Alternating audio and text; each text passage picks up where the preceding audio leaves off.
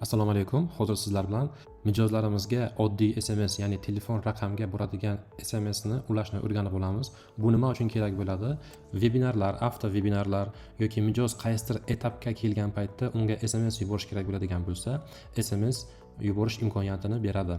Endi buning uchun nima bo'lishi shart? Ya'ni mijozimizning bizda telefon raqami bo'lishi kerak. Bu yerda hozir oddiy telefon raqami olish holati qilib qo'yilgan.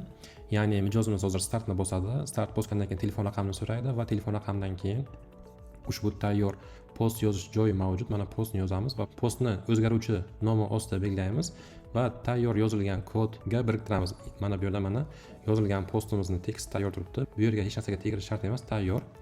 Endi ushbu tsepotchkani biz xohlagan joyimizga o'rnatib olishimiz mumkin. Ikkita shart mavjud. Birinchi sharti mijozimizning nomeri bizda bo'lishi kerak. Agar nomeri bizda bo'lmasa unga SMS yubora olmaymiz.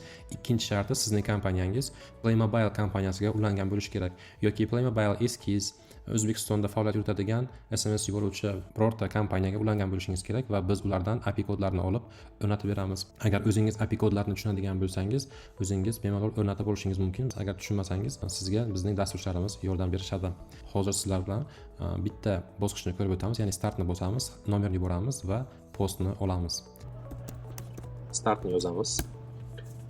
Nomerni yozamiz endi. Mana SMS ham keldi. Juda ham oson va oddiy. Agar qayerdadir tushunmagan bo'lsangiz, ushbu video ostida chatga yozib qoldirsangiz, sizning savollaringizga javob beramiz. Va ushbu shablonni Botplace platformasiga joylab qo'yamiz. YouTube kanalimizni kuzatib boring. Bu yerda har doim siz uchun foydali bo'lgan botlar ko'rsatib boramiz va ushbu botlarning shablonlarini sizga bepul taqdim etib boramiz. Xayr, salomat bo'ling.